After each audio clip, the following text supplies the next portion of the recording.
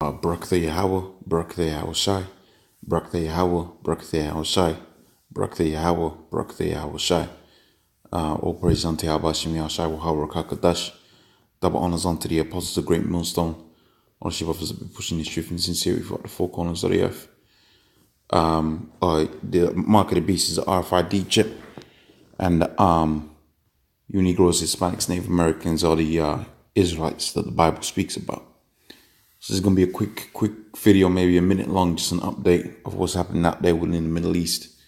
And you can see these Gutterites, these so-called Jews, pushing basically the whole world to World War III.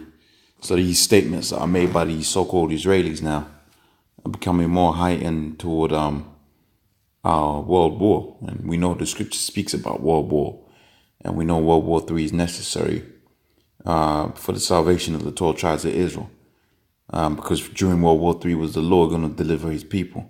You can go to the book of Jeremiah, the 30th chapter and the 7th verse to find that out.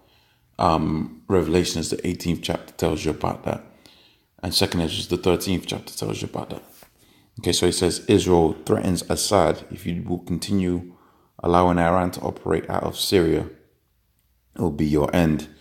And there's been increased tensions between Iran and Israel. And Iran and Syria got, pacts and deals or whatever. I don't want to get too much into that. Because that's not really what this channel is for. This is for pushing the scriptures. If you want to go find out the ins and outs of that, there's guys like Alex Jones and 007 that go all up into that. Okay, but pretty much they're in allegiance with one another, and this whole thing with Syria, okay, is the beginnings of World War III. But really, World War III started off when they invaded out there, Iraq and Afghanistan, and now you're seeing it, escalate.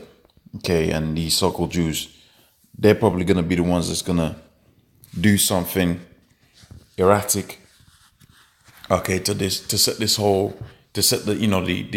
fire in motion.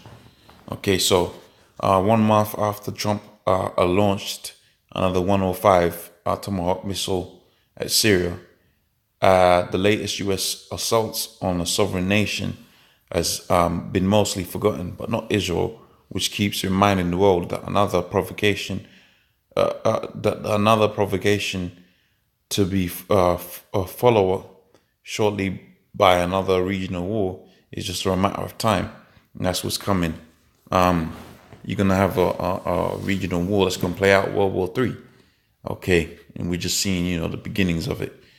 This is amid alleged Israeli tensions that are an unexpected retaliatory attack by Iran, whose Syria-based forces Israel has repeatedly attacked in the past month, is imminent.